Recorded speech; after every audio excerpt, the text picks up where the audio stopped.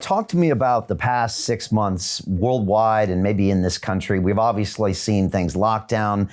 In Britain a couple days ago, we just went on a brand new lockdown that's the reasons are looking very questionable. Everyone I speak to in the street, Lord Sugar, from black cabbies to entrepreneurs, are frustrated. They all want to get back to work, and yet they're being told they can't.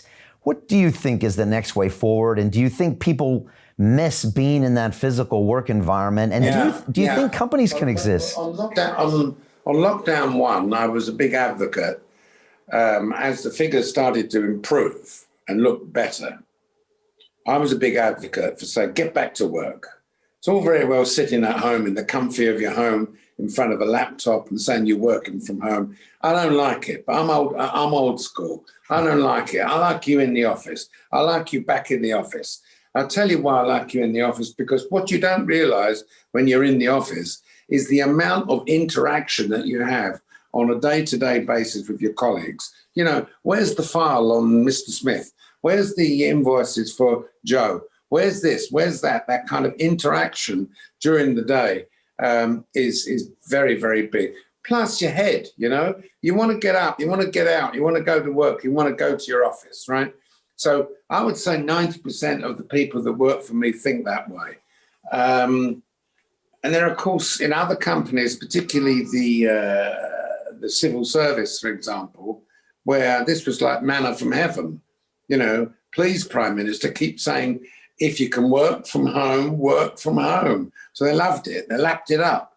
They didn't want to go to work and all that stuff. What's caused the second wave? What's caused the second wave is the lack of policing, the lack of,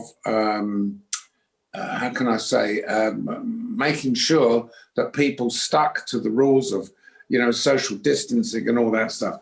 Look where I am now. I'm in Australia. They have done a fantastic job. But there's only one reason, and that was because of very draconian measures that they took. I mean, even as I sit here talking to you today, Victoria and Queensland is still closed. You can't go to Queensland and Victoria, even though in Victoria for the last 10 days, there hasn't been not one reported case of COVID, right? So they've got rules here where they deployed the police, they deployed the legal authorities. I came into this country in September to do some work here. Wasn't a walk in the park. As we got off the plane, I was chaperoned by a police escort, and they sat outside my door for 14 days so that I couldn't step outside the door. When I came back from France, or when I came back from America in June of last year, I filled out a form. On that form, you gave your phone number and your address and this, that, and the other, and you send it off. And I was told I had to self-isolate in my house. Now, to be perfectly frank with you, within a day of me coming home, I went out and went to visit a couple of doctors I had to go and see, which may be deemed to be legal, whatever. And funny enough, by the end of that week, when I got back, I had to leave the country anyway to go somewhere else. But it was really, there was no control, none whatsoever. The occasional phone call from some centre saying, hello, I believe you just come back from America and, you got to self-isolate.